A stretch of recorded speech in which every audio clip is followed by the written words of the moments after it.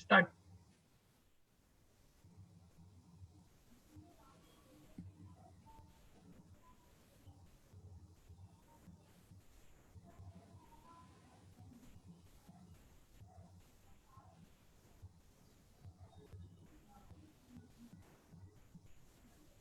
Nineteen 47 में देश के बंटवारे ने परिवारों के साथ साथ लोगों के दिलों में भी दरारें डाल दी।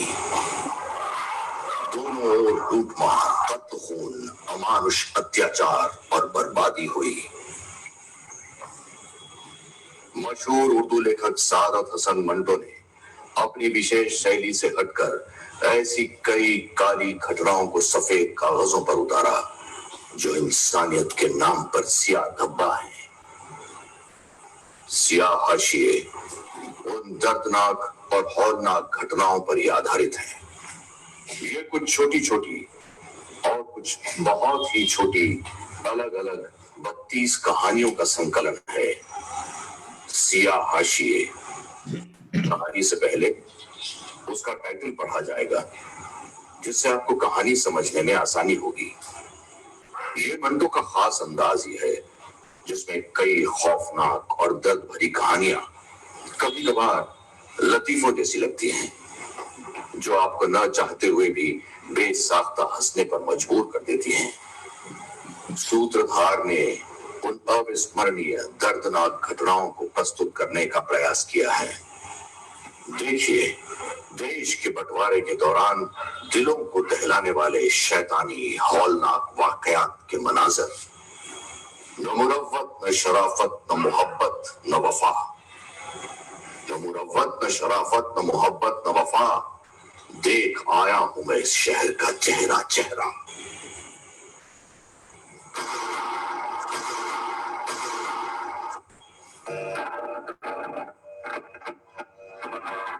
सलाम अलैकुम, ये रेडियो पाकिस्तान है। अब आप सुनेंगे। नई दिल्ली, जनवरी 31। एसोसिएटेड प्रेस से इत्तला मौसूल है कि महात्मा गांधी की मौत पर इजहार मसरत के लिए अमृतसर, ग्वालियर और मुंबई में कई जगह लोगों में शिरीनी बांटी गई।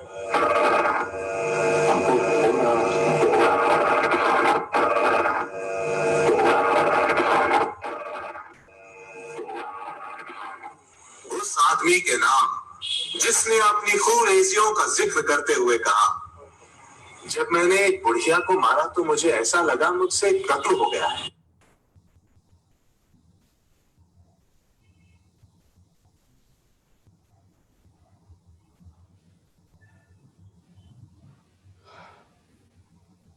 नमस्कार दोस्तों, मैं आप लोगों का कलाकार मित्र विनय वर्मा हैदराबाद से बोल रहा हूं। ये सूत्रधार की पेशकश है और ये हमारा पहला कोलैबोरेशन है मुंबई थिएटर गाइड.com के साथ।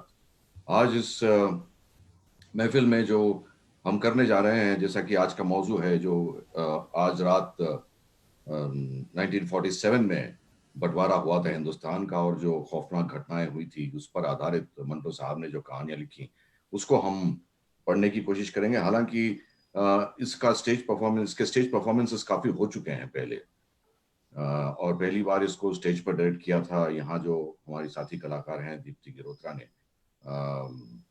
मुंबई थिएटर गाइड.com के साथ जुड़ते हुए मुझे बहुत मसरत महसूस हो रही है। मैं शुक्रिया अदा करना चाहता हूँ सबसे पहले मंटो साहब की बेटी नुसरत जलाल, मैं जिन्हें नुसरत आपा कहकर बुलाता हूँ, वो पाकिस्तान में रहती हैं। हमने बाकायदा इसकी इजाज़त ली है, इस परफॉर्मेंस की और पिछले परफॉर्मेंसेस की। उन्होंने न सिर्फ अपनी इजाज़त दी बल्कि अपना आशीर्वाद भी दिया। आप लोग भी आज के शो में हमें आशीर्वाद दीजिएगा। मंटो साहब पर बहुत कुछ किया जा चुका है पिछले 8-10 सालों में, लेकिन मंटो साहब खुद अपने बारे में जो कहते थे उसको मैं मजीद पढ़ देता हूं आप लोगों के लिए। जमाने के जिस दौर से हम इस वक्त गुजर रहे हैं, अगर आप उससे नावाकिफ हैं तो मेरे अफसाने पढ़िए। अगर आप इन अफसानों को बर्दाश्त नहीं कर सकते तो इसका मतलब यह है कि यह जमाना नाकाबिले बर्दाश्त है। मुझमें जो बुराइयां हैं वो इस अहद की बुराइयां हैं। मेरी तहरीर में कोई नुक्स नहीं। जिस नुक्स को मेरे नाम से मंसूब किया जाता है दरअसल मौजूदा निजाम का नुक्स है। मैं हंगामा पसंद नहीं, मैं लोगों के ख्यालात और जज्बात में हैजान पैदा करना नहीं चाहता। मैं तहजीब और तमद्दुन की और सोसाइटी की चोली क्या उतारूंगा जो है ही नंगी। मैं उसे कपड़े पहनाने की कोशिश भी नहीं करता, इसलिए कि यह मेरा काम नहीं। लोग मुझे सियाह कलम कहते हैं, लेकिन मैं तख्ता स्याह पर काली चाक से नहीं लिखता, सफेद चाक इस्तेमाल करता हूं कि तख्ता स्याह की स्याही और ज्यादा नुमायां हो जाए। ये मेरा खास अंदाज, मेरा खास तर्ज है जिसे फुहश निगारी, तरक्की पसंदी और खुदा मालूम क्या क्या कुछ कहा जाता है। लानत हो सआदत हसन मंटो पर, कमबख्त को गाली भी सलीके से नहीं दी जाती। तो ये मंटो अपने बारे में कहते थे। तो चलिए दोस्तों, कहानियों का सिलसिला आगे बढ़ाते हैं और तीसरी कहानी आज की होगी हमारी। उसका नाम है मुनासिब कार्रवाई, यानी अप्रोप्रिएट एक्शन। जब हमला हुआ तो मोहल्ले में अकलियत के कुछ लोग कत्ल हो गए। अकलियत यानी माइनॉरिटी के कुछ लोग कत्ल हो गए। जो बाकी बचे जाने बचाकर भाग निकले। एक आदमी और उसकी बीवी अलबत्ता अपने घर के तहखाने में छुप गए। 2 दिन और 2 रातें पनाह याफ्ता मियां बीवी ने हमलावरों की मुतवक्के आमद में गुजार दी, यानी हमला करने वालों के आने के इंतजार में गुजार दी, मगर कोई ना आया। 2 दिन और गुजर गए। मौत का डर कम होने लगा। भूख और प्यास ने ज्यादा सताना शुरू किया। 4 दिन और बीत गए। मियां बीवी को जिंदगी और मौत से कोई दिलचस्पी न रही। दोनों जाए पनाह से बाहर निकल आए। खाविंद ने बड़ी नहीफ आवाज में लोगों को अपनी तरफ मुतवज्जे किया और कहा, हम दोनों अपना आप तुम्हारे हवाले करते हैं, हमें मार डालो। जिनको मुतवज्जे किया गया था वो सोच में पड़ गए। हमारे धर्म में तो जीव हत्या पाप है। उन्होंने आपस में मशवरा किया और मियां बीवी को मुनासिब कार्रवाई के लिए दूसरे मोहल्ले के आदमियों के सुपुर्द कर दिया।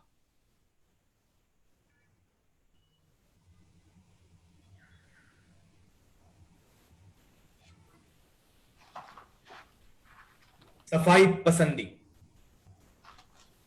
गाड़ी रुकी हुई थी। 3 बंदूकची एक डिब्बे के पास आए। खिड़कियों में से अंदर झांक कर उन्होंने मुसाफिरों से पूछा, क्यों जनाब, कोई मुर्गा मुर्गा है? एक मुसाफिर कुछ कहते कहते रुक गया।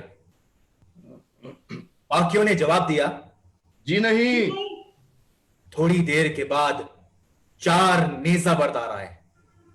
खिड़कियों में से अंदर झांक कर उन्होंने मुसाफिरों से पूछा, क्या जनाब, कोई मुर्गा मुर्गा है?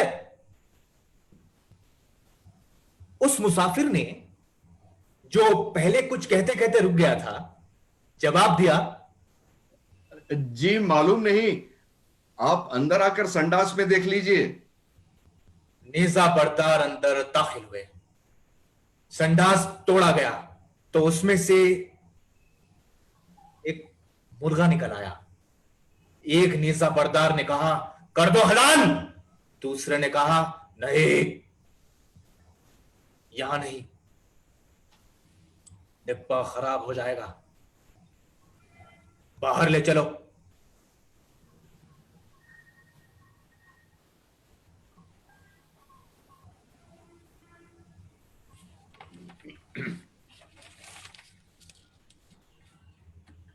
अगली कहानी है जेली। सुबह 6 बजे पेट्रोल पंप के पास हाथ गाड़ी में बर्फ बेचने वाले के छुरा घोंपा गया।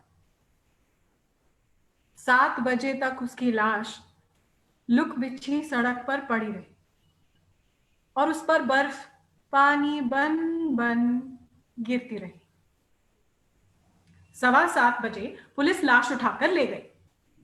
बर्फ और खून वहीं सड़क पर पड़े रहे। एक टांगा पास से गुजरा। बच्चे ने सड़क पर जाते जाते खून के जमे हुए चमकीले लोथड़े की तरफ देखा। उसके मुंह में पानी भर आया। अपनी मां का बाजू खींचकर बच्चे ने उंगली से उस तरफ इशारा किया। देखो मम्मी, चली।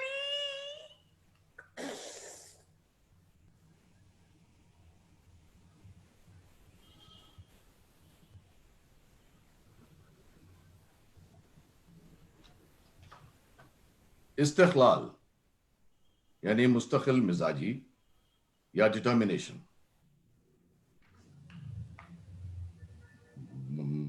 मैं सिख बनने के लिए हरगिज तैयार नहीं। मेरा उस्तरा वापस कर दो मुझे।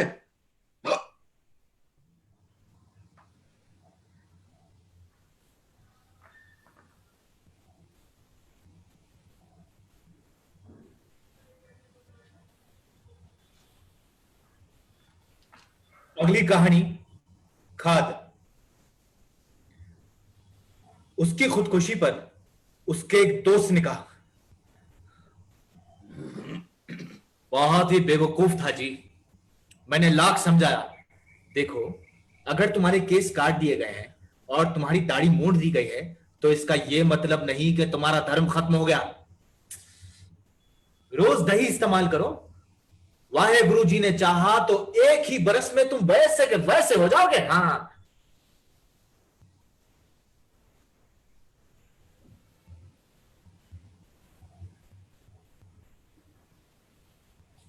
अगली कहानी निगरानी में।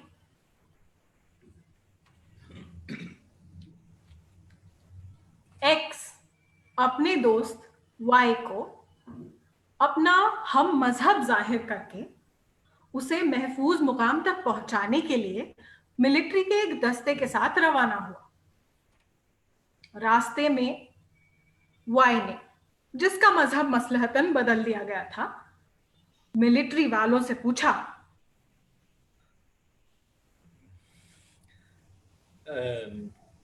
क्यों जनाब, आसपास कोई वारदात तो नहीं हुई? कोई खास नहीं। फलां मोहल्ले में अलबत्ता एक कुत्ता मारा गया है।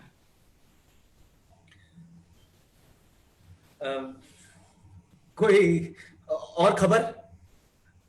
खास नहीं। नहर में 3 कुत्तियों की लाशें मिली। एक्स ने वाई की खातिर मिलिट्री वालों से कहा, मिलिट्री कुछ इंतजाम नहीं करती? क्यों नहीं, सब काम उसी की निगरानी में होता है।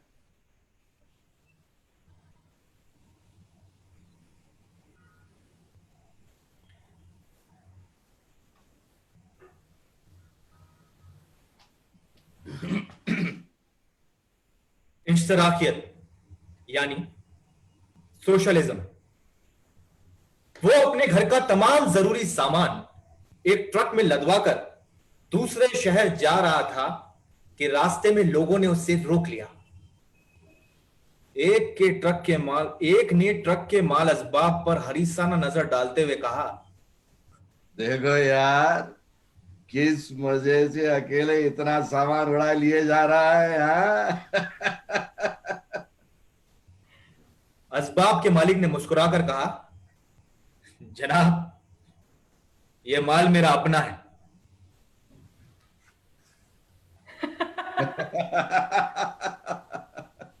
हम सब जानते हैं। ये चिल्लाया, ए, लूट लो, ये अमीर आदमी है, ट्रक लेकर चोरियां करता है।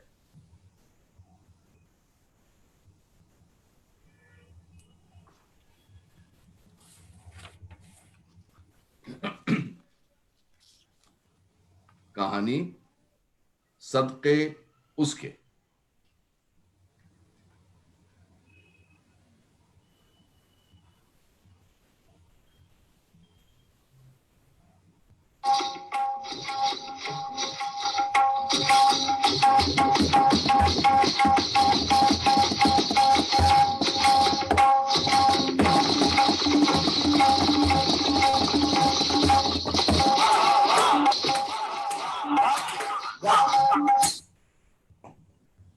मुजरा खत्म हुआ, तमाशाई रुखसत हुए। उस्ताद जी ने कहा, सब कुछ लुटा पिटा कर यहां आए थे, लेकिन अल्लाह मियां ने तो चंद दिनों ही में वारे न्यारे कर दिए।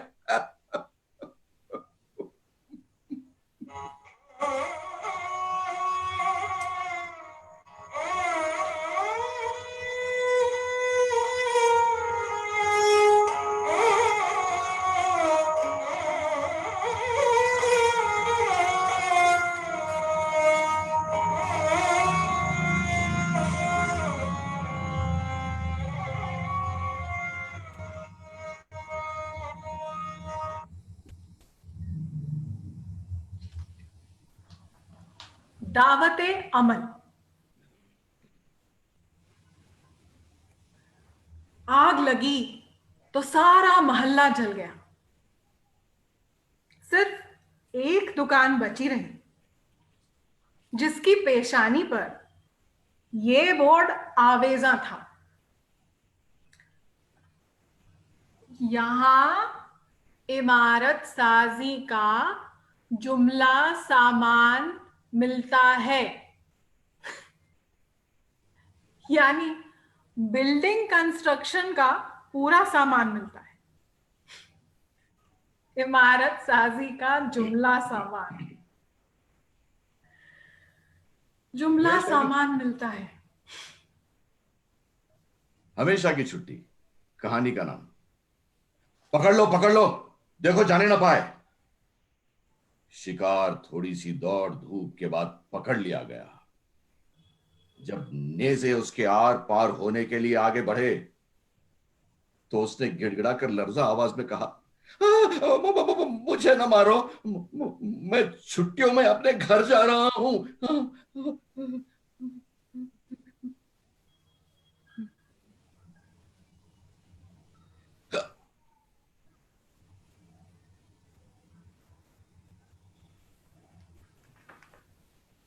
कहानी खबरदार। बलवाई मालिक मकान को बड़ी मुश्किलों से घसीट कर बाहर लाए। कपड़े झाड़ कर वो उठ खड़ा हुआ और बलवाइयों से कहने लगा,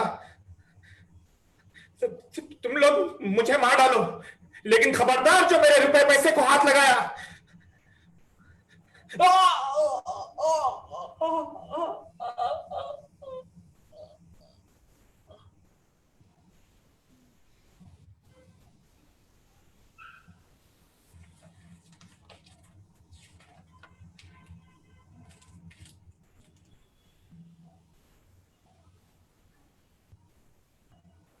पेशबंदी यानी प्रायर मैनेजमेंट। पहली वारदात नाके के होटल के पास हुई। फौरन ही वहां एक सिपाही का पहरा लगा दिया गया। दूसरी वारदात दूसरे ही रोज शाम को स्टोर के सामने हुई। सिपाही को पहली वारदात के मुकाम से हटाकर दूसरी वारदात के मुकाम पर मुतय्यन कर दिया गया। तीसरा केस रात के 12 बजे लॉन्ड्री के पास हुआ। जब इंस्पेक्टर ने सिपाही को इस नई जगह पहरा देने का हुक्म दिया, तो उसने कुछ देर गौर करने के बाद कहा, मुझे वहां खड़ा कीजिए जहां नई वारदात होने वाली है।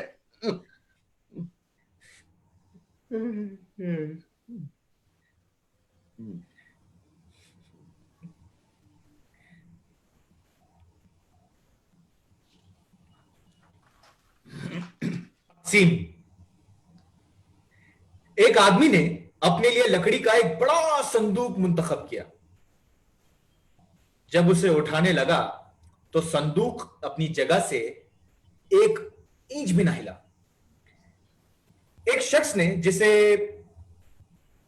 शायद अपने मतलब की कोई चीज मिल ही नहीं रही थी, संदूक उठाने की कोशिश करने वाले से कहा,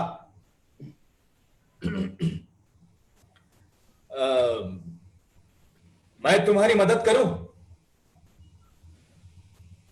संदूक उठाने की कोशिश करने वाला इमदाद लेने पर राजी हो गया। उस शख्स ने, जिसे अपने मतलब की कोई चीज मिल नहीं रही थी, अपने मजबूत हाथों से संदूक को जुम्बिश दी और संदूक उठाकर अपनी पीठ पर धर लिया।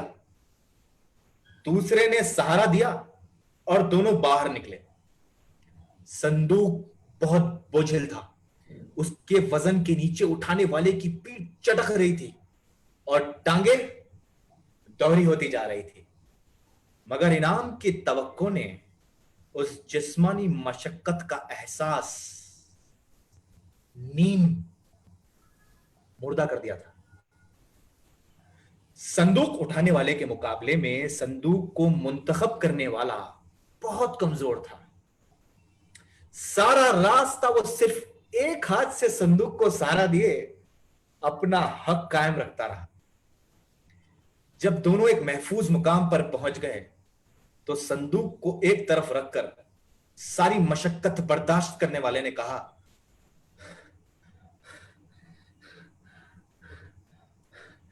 बोलो, इस संदूक के माल में से मुझे कितना मिलेगा? संदूक पर पहली नजर डालने वाले ने जवाब दिया, 1/4। ये तो बहुत कम है। कम बिल्कुल नहीं, ज्यादा है, इसीलिए कि सबसे पहले मैंने ही इस माल पर हाथ डाला था। ठीक है, लेकिन यहां तक इस कमरतोड़ बोझ को उठाकर लाया कौन है?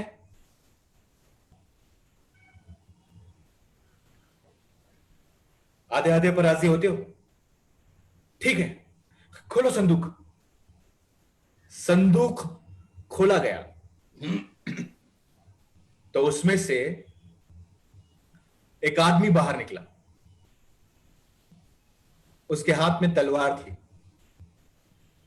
उसने दोनों हिस्सेदारों को 4 हिस्सों में तकसीम कर दिया।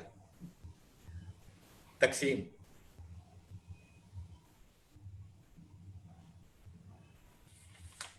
चलिए चलते हैं पठानिस्तान। जी हाँ, पठानिस्तान।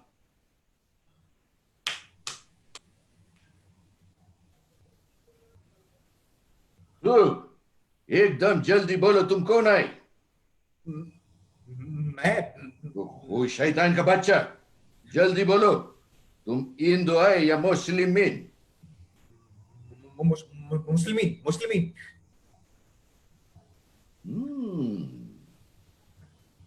तुम्हारा रसूल कौन है? मोहम्मद। मोहम्मद खान। ठीक है, जाओ जाओ जाओ।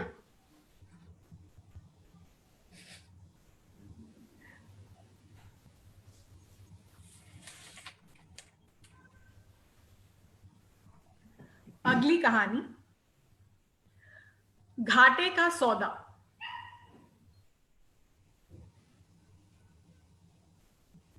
दो दोस्तों ने मिलकर 10-20 लड़कियों में से एक लड़की चुनी और 42 रुपए देकर उसे खरीद लिया।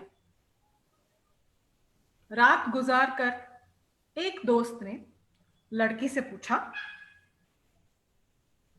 तुम्हारा नाम क्या है? लड़की ने अपना नाम बताया तो वो भन्ना गया।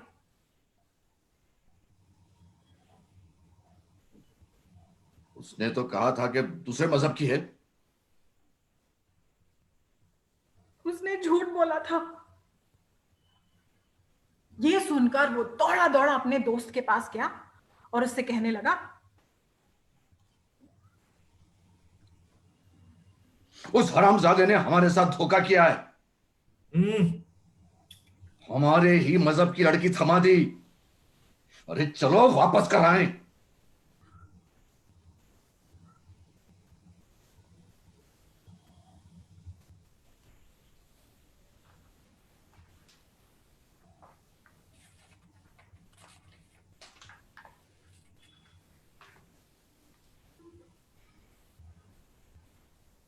उल्हाना। देखो यार, तुमने ब्लैक मार्केट के दाम भी लिए और ऐसा रद्दी पेट्रोल दिया है कि एक दुकान भी ना चली।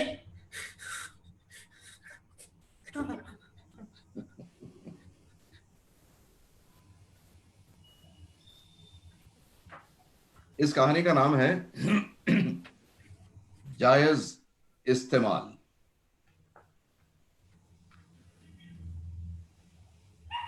10 राउंड चलाने और 3 आदमियों को जख्मी करने के बाद पठान भी आखिर सुर्खरू हो ही गया। एक अफरा तफरी मची हुई थी, लोग एक दूसरे पर गिर रहे थे, मारधाड़ जारी थी, छीना झपटी भी हो रही थी। पठान अपनी बंदूक लिए हुजूम में घुसा और तकरीबन 1 घंटा कुश्ती लड़ने के बाद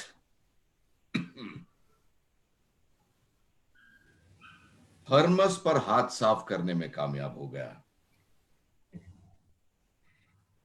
पुलिस पहुंची तो सब भागे, पठान भी। एक गोली उसके दाहिने कान को चाटती हुई निकल गई, लेकिन पठान ने इसकी बिल्कुल परवाह न की और सुर्ख रंग थर्मस को अपने हाथों में मजबूती से थामे रखा। अपने दोस्तों के पास पहुंचकर उसने सबको बड़े फखरिया अंदाज में थर्मस दिखाई।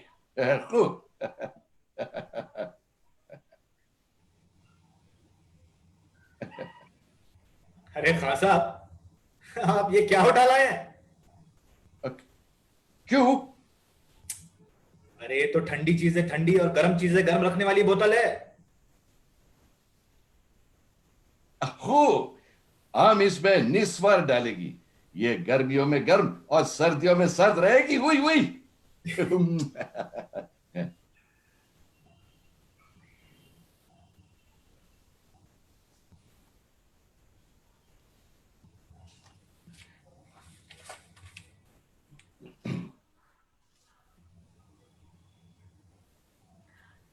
अगली कहानी कसरे नफसी यानी विनम्रता।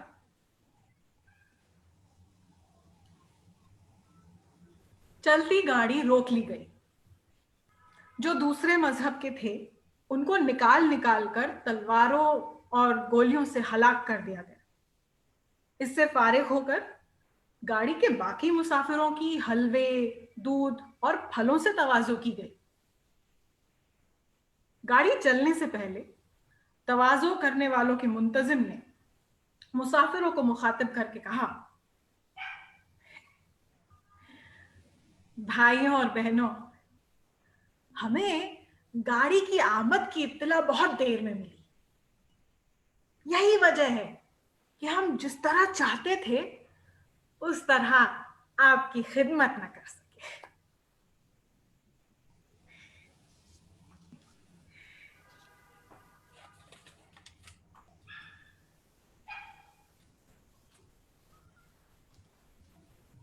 हैवानियत।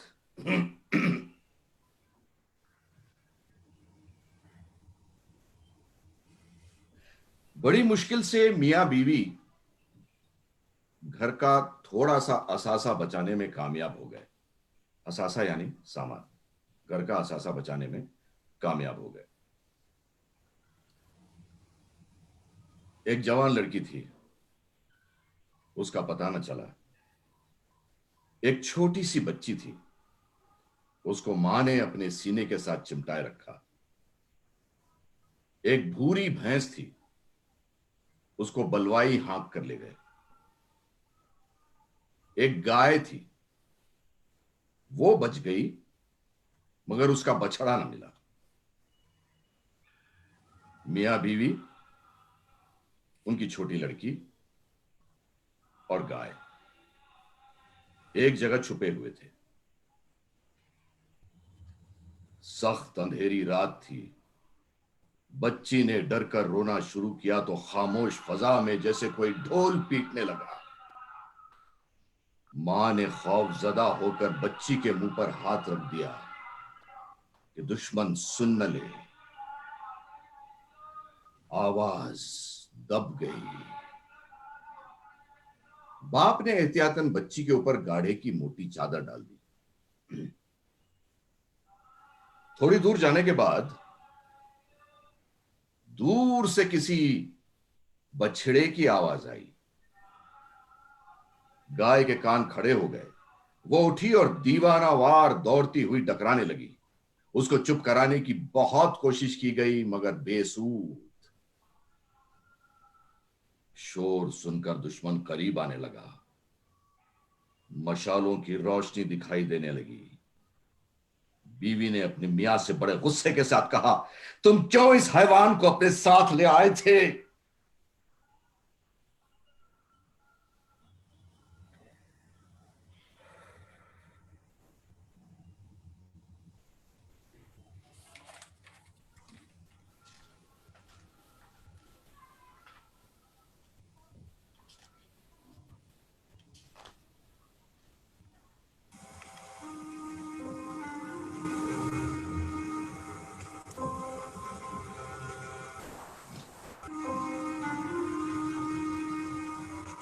ताउन 40-50 लड़बंद आदमियों का एक गिरोह लूट मार के लिए एक मकान की तरफ बढ़ रहा था। दफतन उस भीड़ को चीर कर एक दुबला पतला अधेड़ उम्र का आदमी बाहर निकला और पलटकर वह बलवाइयों से लीडराना अंदाज में मुखातिब हुआ। भाइयों, इस मकान में बेअंदाजा दौलत है, बेशुमार कीमती सामान है। आओ हम सब मिलकर इस पर काबिज हो जाएं और माले गनीमत आपस में बांट लें। हवा में कई लाठियां लहराई, कई मुक्के भींचे और बुलंद बांग नारों का एक फव्वारा सा छूट पड़ा। 40-50 लड़बंद आदमियों का गिरोह दुबले पतले अधेड़ उम्र के आदमी की कयादत में मकान की तरफ तेजी से बढ़ने लगा, जिसमें बेअंदाजा दौलत और बेशुमार कीमती सामान। मकान के सदर दरवाजे के पास रुककर दुबला पतला आदमी फिर बलवाइयों से मुखातिब हुआ। भाइयों, इस मकान में जितना भी माल है सब तुम्हारा है। देखो, छीना झपटी नहीं करना, आपस में नहीं लड़ना। आओ, एक चिल्लाया, दरवाजे में ताला है। दूसरे ने बाआवाज़ बुलंद कहा, तोड़ दो, तोड़ दो, तोड़ दो, तोड़ दो। हवा में कई लाठियां लहराई, कई मुक्के भींचे और बुलंद बांग नारों का एक फव्वारा सा छूट पड़ा। दुबले पतले आदमी ने हाथ के इशारे से दरवाजा तोड़ने वालों को रोका और मुस्कुराकर कहा, भाइयों ठहरो, मैं इसे चाबी से खोलता हूं। यह कहकर जेब से चाबियों का एक गुच्छा निकाला और एक चाबी मुंतखब करके ताले में डाली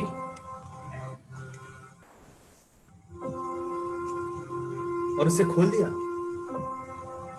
शीशम का भारी भरकम दरवाजा एक चीख के साथ वाह हुआ तो हुजूम दीवाना वार अंदर दाखिल होने के लिए आगे बढ़ा। दुबले पतले आदमी ने जब यह मंजर देखा तो अपने माथे का पसीना अपनी आस्तीन से पोंछते हुए कहा, भाइयों, आहिस्ता आहिस्ता, जो कुछ इस मकान में है सब तुम्हारा है, फिर इस अफरा तफरी की क्या जरूरत। फौरनी हुजूम में जब्त पैदा हो गया। एक एक करके बलवाई मकान के अंदर दाखिल होने लगे, लेकिन जो ही चीजों की लूट मार शुरू हुई, फिर धांधली मच गई। बड़ी बेरहमी से बलवाई कीमती चीजों पर हाथ साफ करने लगे। दुबले पतले आदमी ने जब यह मंजर देखा तो बड़ी दुख भरी आवाज में लुटेरों से कहा, भाइयों, आहिस्ता आहिस्ता। आपस में लड़ने झगड़ने की कोई जरूरत नहीं है, नोच खसोट की भी कोई जरूरत नहीं। तब उनसे काम लो। अगर किसी के हाथ ज्यादा कीमती चीज लग गई है तो हासिल मत बनो। इतना इतना बड़ा मकान है, अपने लिए कोई और चीज ढूंढ लो, मगर वैसी ना बनो। मार धाड़ करोगे तो चीजें टूट जाएंगी, इसमें नुकसान तुम्हारा ही है। लुटेरों में एक बार फिर नज्म पैदा हो गया और भरा हुआ मकान आहिस्ता आहिस्ता खाली होने लगा। दुबला पतला आदमी वक्तन फवक्तन हिदायत करता रहा, देखो भैया, ये रेडियो है, रेडियो, जरा आराम से उठाओ, ऐसा ना हो कि कहीं टूट जाए। हाँ, इसके तार भी साथ लेके जाओ।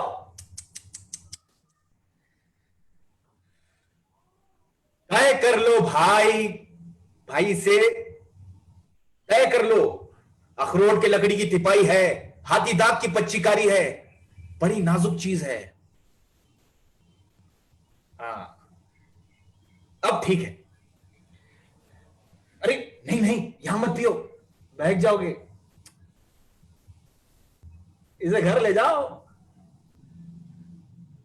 ठहरो ठहरो, मुझे मेन स्विच बंद कर लेने दो, करंट का धक्का ना लग जाए। इतने में एक कोने से शोर बुलंद हुआ। 4 बलपाई रेशमी कपड़े के एक थान पर छीना झपटी कर रहे थे। दुबला पतला आदमी तेजी से उनकी तरफ बढ़ा और मलामत भरे लहजे में उनसे कहने लगा, तुम लोग कितने बेसमझ हो, चिंदी चिंदी हो जाएगी ऐसे कीमती कपड़े की। घर में सब चीजें मौजूद है, गज भी होगा, तलाश करो और माप कर कपड़ा आपस में तकसीम कर लो। तफतन कुत्ते के भौंकने की आवाज आई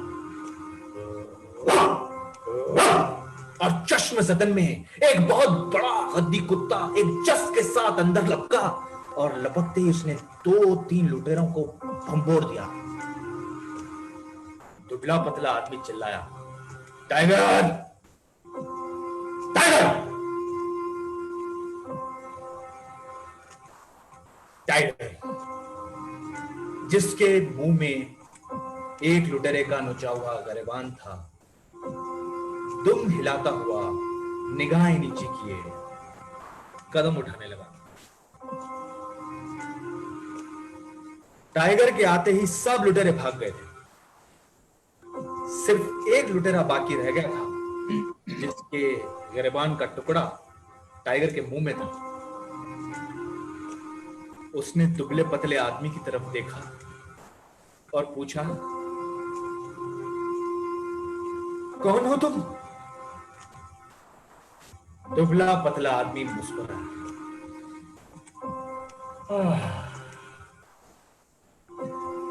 इस घर का मालिक।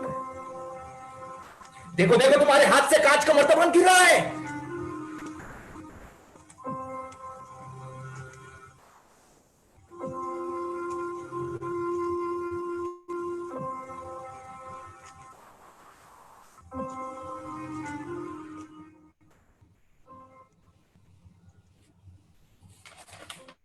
किस्मत, जी हाँ, ये अगली कहानी का नाम है, किस्मत।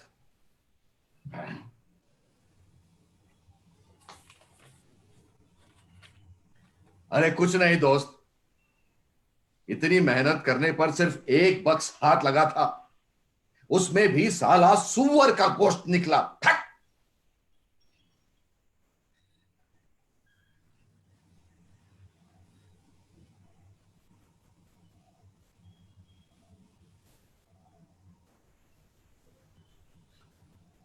हलाल और झटका।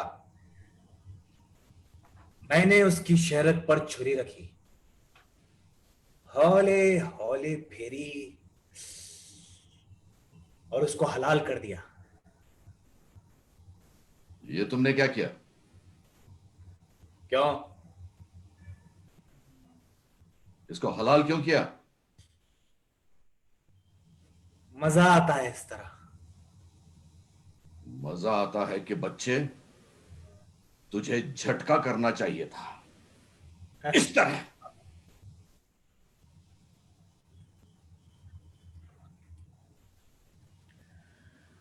और हलाल करने वाले की गर्दन का झटका हो गया।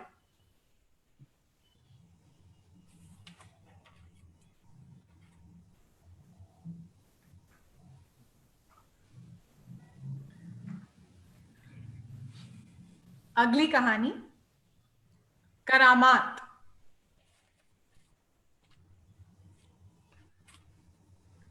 लूटा हुआ माल बरामद करने के लिए पुलिस ने छापे मारने शुरू किए। लोग डर के मारे लूटा हुआ माल रात के अंधेरे में बाहर फेंकने लगे। कुछ तो ऐसे भी थे जिन्होंने अपना माल भी मौका पाकर अपने से अलग कर दिया ताकि कानूनी गिरफ्त से बचे रहे। एक आदमी को बहुत दिक्कत पेश आई। उसके पास शक्कर की 2 बोरियां थीं जो उसने पंसारी की दुकान से लूटी थी। एक तो वो ज्यों तू रात के अंधेरे में पास वाले कुएं में फेंक आया, लेकिन जब दूसरी उसमें डालने लगा तो खुद भी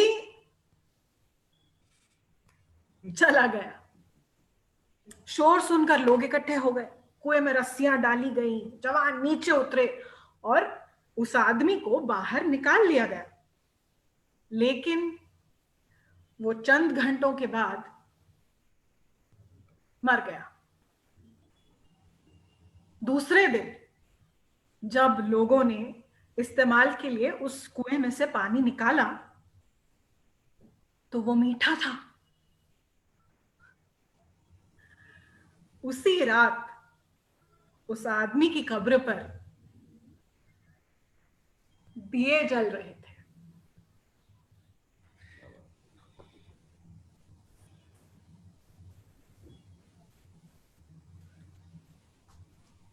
आंखों पर चर्बी।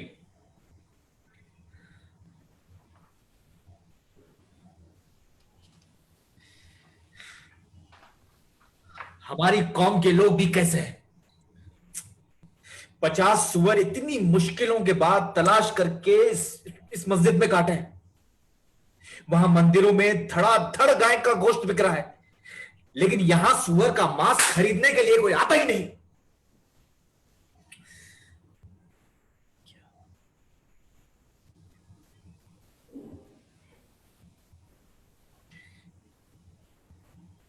कहानी रियायत जी, डिस्काउंट। मेरी आंखों के सामने मेरी जवान बेटी को न मारो।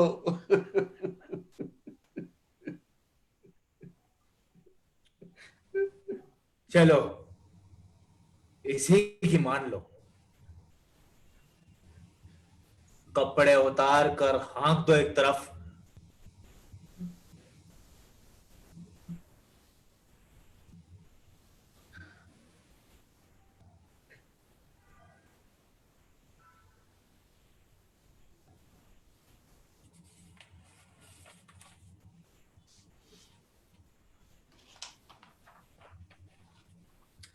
नाजरीन, इससे पहले कि हम अगली कहानी की तरफ बढ़ें, उस कहानी का नाम है जूता, इसको दीप्ति पढ़ेंगी।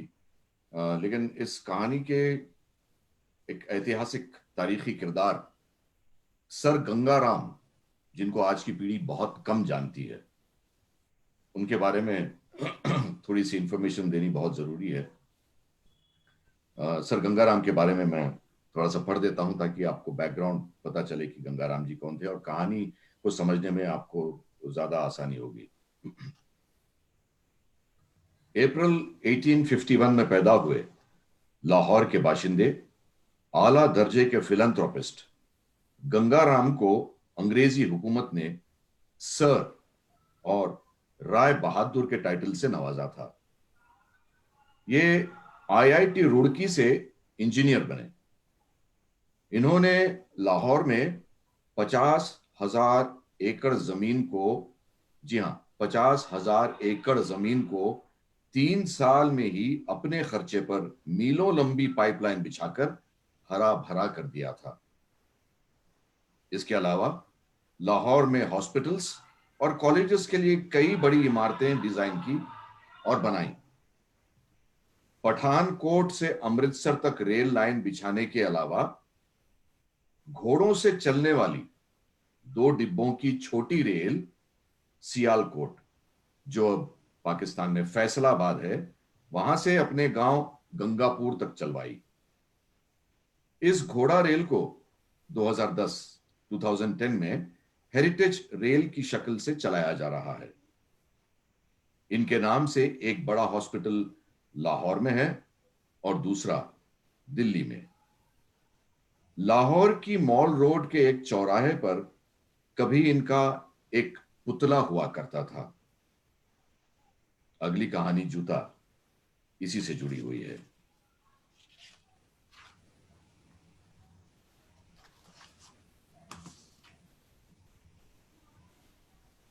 हुजूम ने रुख बदला और सर गंगाराम के बुत पर पिल पड़ा। लाठियां बरसाई गई, ईंटें और पत्थर फेंके गए। एक ने मुंह पर तारकोल मल दिया, दूसरे ने बहुत से पुराने जूते जमा किए और उनका हार बनाकर बुत के गले में डालने के लिए आगे बढ़ा कि पुलिस आ गई। गोलियां चलना शुरू हो गई। जूतों का हार पहनाने वाला जख्मी हो गया। चुनाचे मरहम पट्टी के लिए उसे सर गंगाराम अस्पताल भेज दिया गया।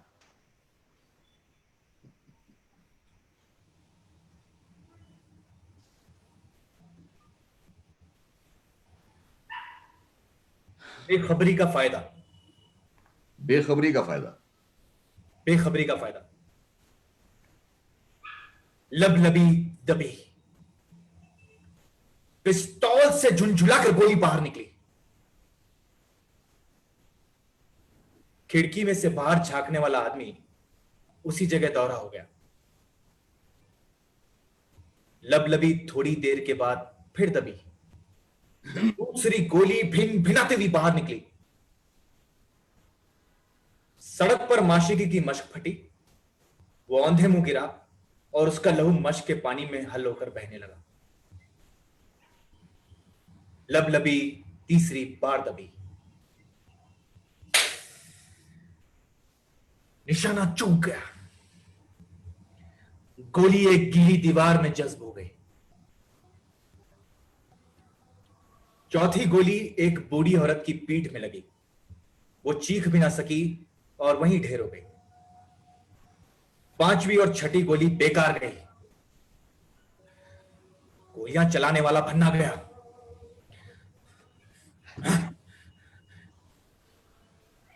दफतन सड़क पर एक छोटा सा बच्चा दौड़ता हुआ दिखाई दिया।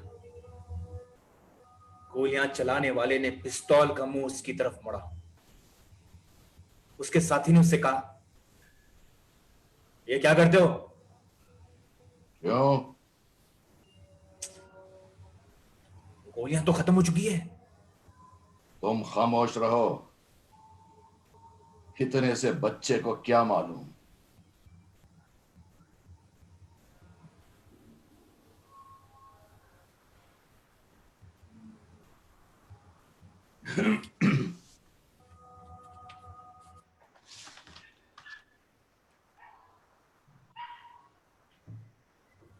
मजदूरी।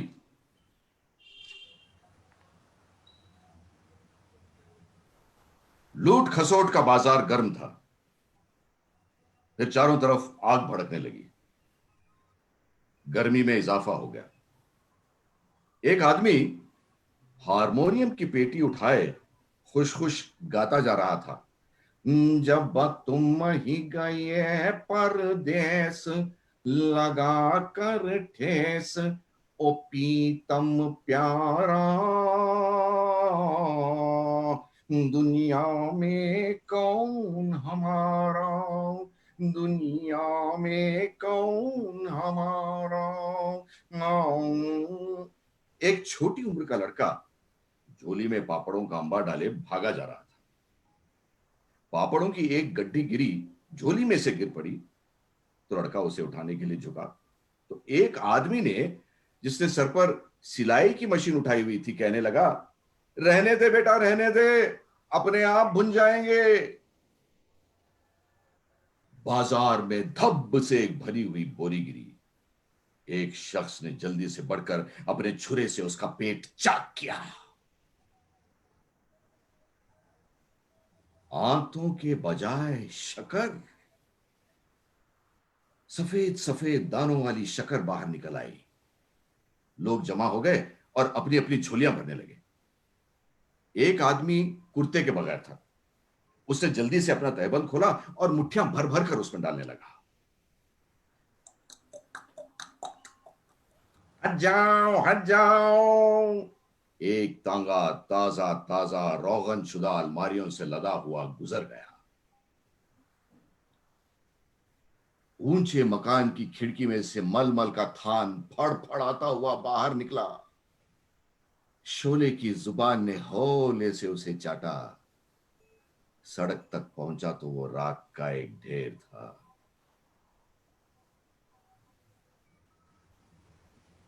लोहे का एक सेफ 10-15 आदमियों ने खींच कर बाहर निकाला और लाठियों की मदद से उसे खोलना शुरू कर दिया। पम पम पम पम पम पम। मोटर के हॉर्न की आवाज के साथ 2 औरतों की चीखें भी थीं। काउ एंड गेट, दूध के कई टिन दोनों हाथों में थामे और अपनी ठोड़ी से सहारा दिए एक आदमी दुकान से बाहर निकला और आहिस्ता आहिस्ता बाजार में चलने लगा। एक बुलंद आवाज आई, गर्मी का मौसम है, आओ लेमनेड पियो। गर्मी का मौसम है, आओ लेमनेड पियो। गले में मोटर का टायर डाले हुए आदमी ने आगे बढ़कर 2 बोतलें उठाई और शुक्रिया अदा किए बगैर चल दिया। एक और आवाज आई, अरे कोई आग बुझाने वालों को इत्तला दे दे, वरना सारा माल जल जाएगा। किसी ने इस मुफीद मशवरे की तरफ कोई तवज्जो नहीं दी। लूट खसोट का बाजार इसी तरह गर्म रहा और चारों तरफ भड़कती हुई आग गर्मी में इजाफा करती रही। बहुत देर के बाद तड़तड़ की आवाज आई। गोलियां चलने लगीं। पुलिस को बाजार खाली नजर आया, लेकिन दूर धुएं में मलफूफ मोड़ के पास एक साया सा था। सिपाही सीटियां बजाते साये के पीछे गए। साया तेजी से धुएं के अंदर घुस गया। धुएं का इलाका खत्म हुआ तो पुलिस वालों ने देखा कि एक कश्मीरी मजदूर अपनी पीठ पर वजनी बोरी लादे भागा चला जा रहा है। सीटियों के गले खुश्क हो गए, मगर वो कश्मीरी मजदूर न रुका। उसकी पीठ पर वजन था, मामूली वजन नहीं, एक भरी हुई बोरी थी, मगर वो यूं दौड़ रहा था जैसे उसकी पीठ पर कुछ है ही नहीं। सिपाही हांफने लगे। एक ने तंग आकर पिस्तौल निकाला और दाग दिया। गोली कश्मीरी मजदूर की पिंडली में लगी। बोरी उसकी पीठ पर से गिर पड़ी। घबराकर उसने अपने पीछे आहिस्ता आहिस्ता बढ़ते पुलिस वालों को देखा। फिर चावल की बोरी की तरफ एक निगाह डाली और एक ही झटके में बोरी उठाई, पीठ पर लादी और लंगड़ाते लंगड़ाते भागने लगा। थके हुए सिपाहियों ने सोचा, है जाए जहन्नम में, हट। उसी वक्त कश्मीरी मजदूर लड़खड़ाया और गिर पड़ा। बोरी उसके ऊपर आन पड़ी। अब थके हारे सिपाहियों ने उसे पकड़ लिया और बोरी उसकी पीठ पर लादकर थाने की तरफ चलने लगे। रास्ते में कश्मीरी मजदूर ने बारहा कहा, हजरत, आप मुझे क्यों पकड़ती? वो तो गरीब होती, चावल की एक बोरी लेती, घर में खाती, आप नाहक मुझे गोली मारती। लेकिन उसकी एक न सुनी गई। थाने में भी कश्मीरी मजदूर ने अपनी सफाई में कहा, हजरत, दूसरा लोग बड़ा बड़ा माल उठाते, मैं तो फकत चावल की एक बोरी लेते। हजरत में बहुत गरीब होते, हर रोज भात खाती।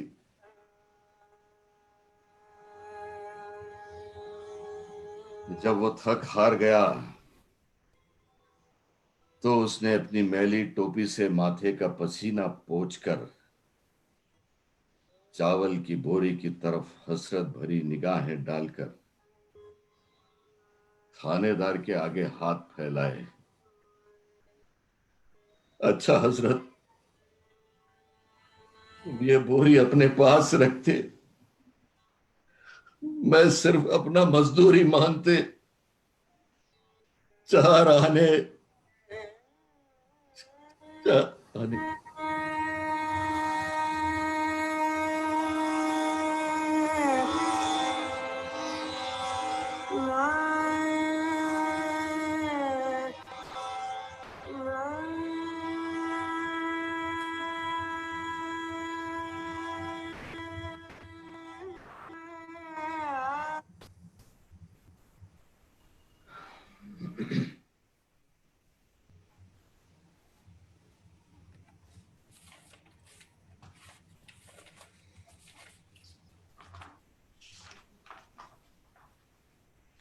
इस्लाह यानी भूल सुधार।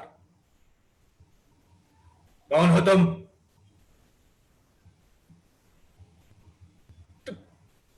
तुम कौन हो? हर हर महादेव, हर हर महादेव, हर हर हर महादेव। सबूत क्या है? सबूत? सबूत मेरा मेरा नाम धर्मचंद है। ये कोई सबूत नहीं। चार वेदों में से कोई भी बात मुझसे पूछ सकते हो। हम वेदों को नहीं जानते। सबूत दो। क्या? पैजामा ढीला करो।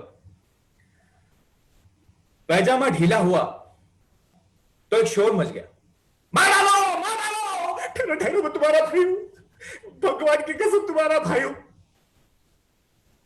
तो ये क्या सिलसिला है जिस इलाके से मैं हारा हूं?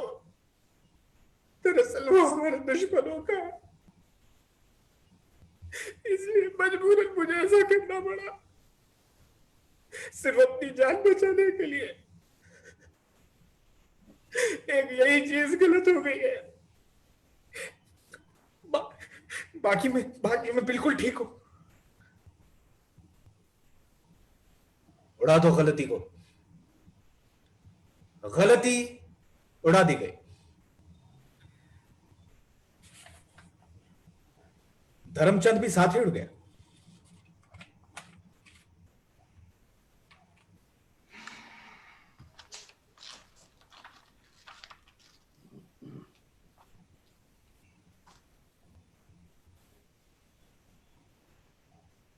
छुरी पेट चाक करती हुई नाफ के नीचे तक चली गई। इजार बंद कट गया। दफतन छुरी मारने वाले के मुंह से कलमा तासुफ निकला। मिस्टेक हो गया।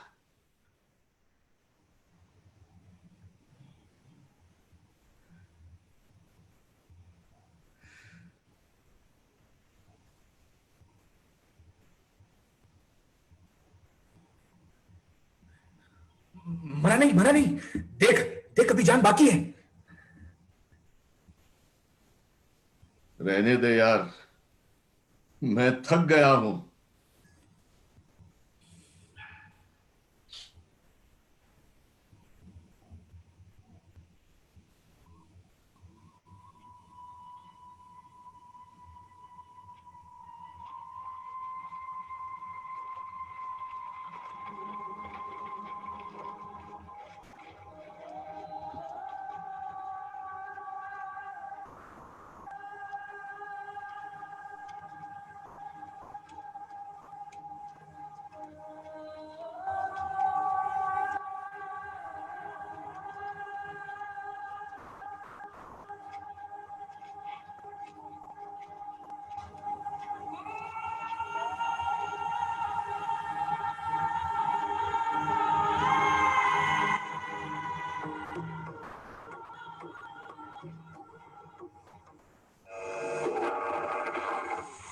आदमी के नाम जिसने अपनी खूनरेजियों का जिक्र करते हुए कहा, जब मैंने एक बुढ़िया को मारा तो मुझे ऐसा लगा मुझसे कत्ल हो गया है। तो दोस्तों, नाजरीन, ये हमारी एक छोटी सी कोशिश रही आप लोगों की हिम्मत अफजाई और हौसला अफजाई साथ रही तो आगे बहुत कुछ हम करेंगे। मैं बहुत मशकूर हूँ।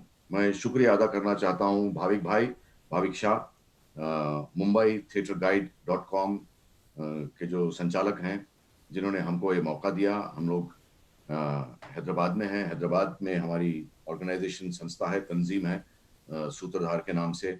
यहाँ मेरे साथी कलाकार हैं दीप्ति गिरोत्रा, जिन्होंने पहली बार इस शो को स्टेज पर डायरेक्ट किया था। एक और कलाकार हैं मेरे साथी रहीम आमिर अली लालानी, और नाचीज का नाम है विनय वर्मा। हमारी ये कोशिश, इस कोशिश को आप लोग जरूर तनकीद कीजिएगा, क्रिटिसाइज कीजिए, हमें सजेशंस दीजिएगा कि हम आगे इस चीज को कैसे बढ़ाएं, क्योंकि ये एक बिल्कुल नया प्लेटफॉर्म है सबके लिए। तो हम खुद भी एक्सप्लोर कर रहे हैं। जाहिर है बहुत सारे लोग जो ऑनलाइन जा रहे हैं रिकॉर्डेड वर्जन्स को लेकर या खासकर लाइव वर्जन्स को लेकर, कहानी गोई को लेकर, परफॉर्मेंसेस को लेकर, उनके लिए कई दिक्कतें जाहिर है पेश आ रही होंगी। उनके लिए भी एक्सप्लोरेशन का एक नया जरिया मिल रहा है। तो मैं समझता हूँ कि जब तक हम इसकी नब्ज समझने लगेंगे तब तक हम स्टेज पर जाने की नौबत आ जाएगी, जिसका हम लोगों को बड़ी बेताबी से इंतजार है। और इस महामारी की वजह से हम लोग अपने अपनी गुफाओं में कैद हैं। तो आप लोग रहिए, सुरक्षित रहिए, स्वस्थ रहिए। बहुत बहुत धन्यवाद Mumbai theatre guide .com, Bhavik भाई शाह और सभी देखने वाले सुनने वालों का।